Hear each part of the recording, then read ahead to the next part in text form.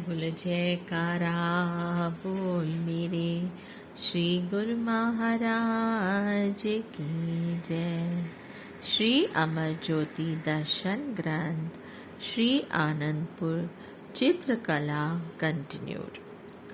महापुरुषों के वचन अटल होते हैं और प्रत्येक चित्र के चित्रण समय कुछ ऐसा ही घटित भी हुआ। प्रथम चित्र में उन्हें घने जंगलों में नाग देवता का चित्र बनाना था, तो सचमुच ही नाग देवता कला विभाग के नीचे खुले प्रांगण में आकर कुंडली मारकर बैठ गया। इसी प्रकार जब गौशाला का चित्र बनाना था, तो कुदरत की प्रेरणा से गौ माता स्वयं को टूटे से मुक्त कर कला विभाग के समीप आकर रंबाने लगी। चित्रों में जिस प्रकार की ऋतु का चित्रण करना होता, आकाश में उसी प्रकार के मौसम की झलक दृष्टि गोचर होने लगती। वर्षा ऋतु का दृश्य बनाना होता, तो भले ही तब कितनी चिलचिलाती धूप खिली हुई होती, फिर भी उसी समय ही आकाश में काले घटाएं छा जाती, बादल उमड़ उमड़ कर आने लगते और मीठी फुहारों से आंगन गीले हो जाते। इन सब घटनाओं के पीछे महापुरुषों की अपनी अहेतु कृपा नहीं तो और क्या है। महापुरुषों की इन अनोखी लीला को देखकर वे स्वयं स्तंभ हो रह जाते। कलाकारों द्वारा तैयार किए गए प्रत्येक चित्र की रूपरेखा को देखकर आप स्वयं उसमें संशोधन करते, जिससे कि चित्र में अद्भुत निखार आ जाता था। इससे यह स्पष्ट होता है कि किस प्रकार आपने स्वयं अथक परिश्रम करके इस महान कार्य के लिए अपना बहुमूल्य समय प्रदान किया, जिसके फलस्वरूप श्री आनंदपुर के इतिहास को विभिन्न चित्रों में चित्रित किया गया, जो अपने आप में मुंह बोलती तस्वीरें हैं। महाप्रभु जी ने इन चित्रों को सजीवता प्रदान करने के लिए अपनी मौत से कुछ महात्मा व भक्त जनों के चित्र भी बनवाए। एक बार आपने कला विभाग में कृपा की। महात्मा परमात्मानंद जी वहाँ पहले से ही मौजूद थे और मग्न होकर चित्रों को निहार रहे थे। कलाकार उस समय श्री दर्शनों का दृश्य चित्रित कर रहे थे।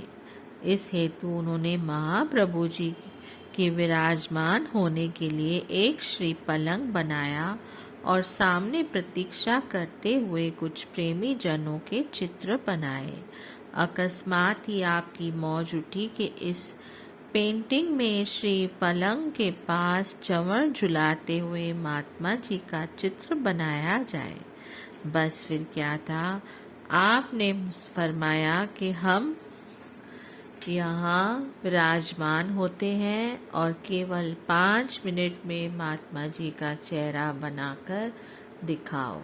कलाकारों ने मन ही मन श्री चरणों में कोटि वंदना कर ब्रश उठाया और महाप्रभु जी की अपार कृपा से 5 मिनट से पहले ही महात्मा जी का हूबहू चेहरा बनाकर तैयार हो गया। अपनी सुबाशीष से निहाल कर आपने वहाँ से प्रस्थान किया। श्री सद्गुरु दाता दयाल जी ने इन पेंटिंगों को सहज का साइज भी स्वयं निर्धारित किया। प्रत्येक पेंटिंग को समय अनुसार क्रम से टाइटल देकर सुसज्जित करवाया और सभी उसी संदर्भ में ही नीचे दोहे भी लिखवाए, ताकि आने वाले समय में जो भी इन चित्रों का अवलोकन करे वह सहज में भी यह जान सके कि यह रचना कब और कैसी हुई। कला में इस क्षेत्र को उत्तरोत्तर उन्नति प्रदान करते हुए महाप्रभु जी ने सन 1999 में श्री प्रयाग धाम के इतिहास को भी चरित्र करने की श्री मौज प्रकट की। पुण्य अन्य सब आश्रमों व चकों पर भक्ति व नाम के दोहे लिखवाए। इस अनुपम और युगों तक कायम रहने वाली दुर्लभ सेवा का अवसर प्राप्त कर कलाकार अपने भाग्यों की सराहना करते हुए न अगाते थे। सेवक को तो केवल आज्ञा को शिरोधार्य ही करना होता है, बाकी समस्त कार्य तो महापुरुषों की कृपा ही करती है। उन्हें स्वयं आश्चर्य होता है कि इतने कम समय में इतना कार्य कैसे हो जाता है और कुछ पता भी नहीं चलता।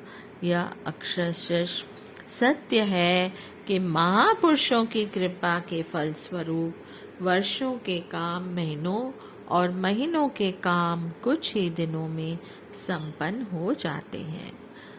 सर्वकला समर्थ महाप्रभु जी करके अथक प्रयास करवाया चित्रों में श्री आनंदपुर का इतिहास।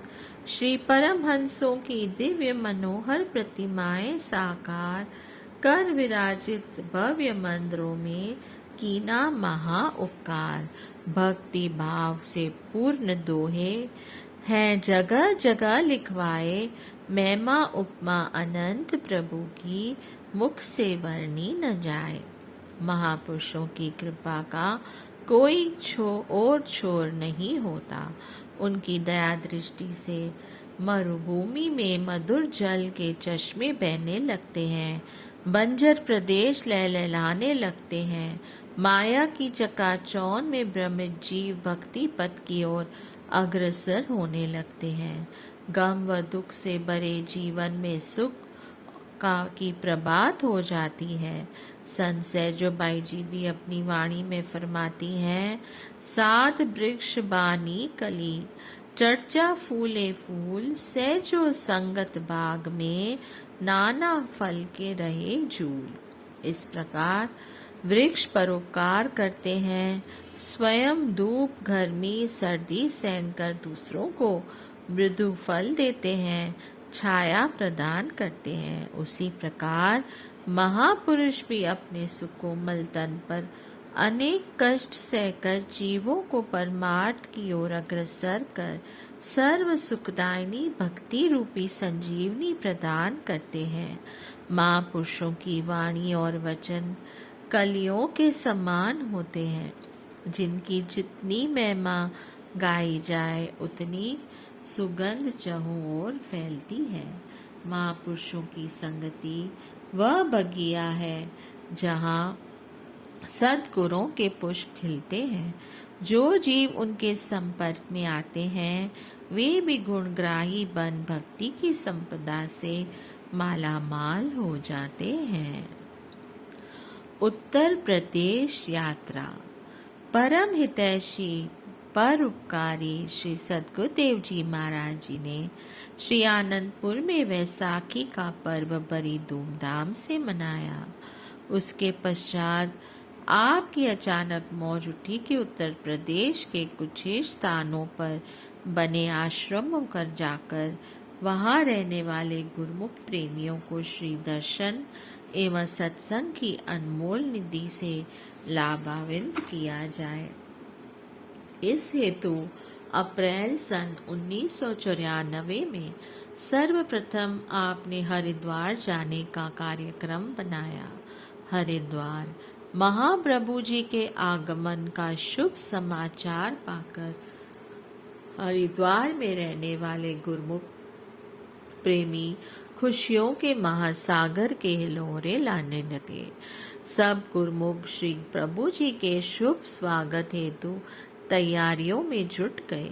कुछ एज प्रेमी के दिल में यह उमंग उठी कि क्यों न हम सबसे पहले अपने प्यारे प्रभु जी के दर्शनों का सौभाग्य प्राप्त कर लें। वे शीघ्रता से स्टेशन की ओर चल दिए, परंतु किसी भी गाड़ी में माँ प्रभु जी को न पाकर वापस आश्रम पर लौट आए।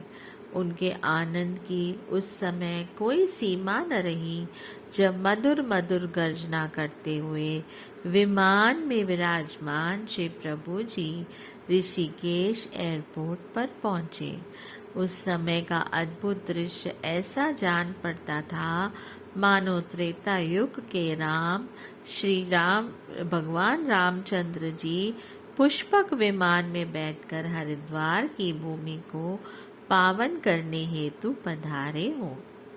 29 अप्रैल सन 1994 सायकाल के समय आपने हरिद्वार में कृपा फरमाकर वहां की भूमि को कृतार्थ किया। यहाँ आपके भाई भक्त गणेश दास जी का घर था। उन्होंने घर में ही श्री मंदिर बनवाया हुआ था। उनकी विनय पर आपने उनके गृह में प्रवेश कर उसे अपनी चरण रज से पवित्र किया। भक्त जी एवं समस्त परिवार महाप्रभु जी की अपार कृपा को पाकर धन्य हो गया।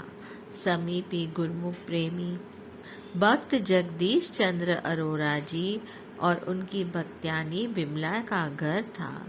उन दोनों की हार्दिक भावना थी कि इस घर में श्री परमहंस मान विभूतियों को विराजमान कर इसे श्री परमहंस अद्वैत मंदिर का रूप दे दिया जाए। अभी निर्माण कार्य पूर्ण भी नहीं हुआ था कि 4 मास के अंतराल में भक्त पर भक्त्यानी दोनों ही परलोक गमन कर गए। उनकी बेटियों ने अपने माता पिता की प्रबल इच्छा को स्मरण करते हुए घर में सभी कागजात श्री चरणों में भेंट कर दिए। अधूरा कार्य संपन्न हो जाने पर श्री सद्गुरुदेव महाराज जी ने अपनी श्री मौज से यहाँ का कार्यभार भाई शांत दयानंद जी को सौंप दिया। उनकी विनय पर स्थान का शुभ मुहूर्त करने हेतु आप यहाँ पधारे। आपके शुभ आगमन से चारों ओर खुशी की लहर छा गई। हरिद्वार की नगरी में साक्षात हरि की सुमधुर छवि के दर्शन करके गगन मंडल से देवी देवता भी पुष्प वृष्टि कर अपने भाग्यों की सराहना करने लगे। ढोल नगारों की ध्वनि में नवमंडल गुंजायमान हो उठा। गुरुमुखों को खुशी में झूमता हुआ देखकर श्री प्रभु जी की प्रसन्नता का भी कोई पारोवार न रहा। आपने अपने अनमोल वचनों की अमृत वर्षा करते हुए फरमाया, गुरुमुखों, आप सब लोग आज यहाँ आए हैं। यह हरिद्वार नगर है, परंतु यह जानना कठिन है कि यहाँ आकर कोई हरि से मिला भी है या नहीं।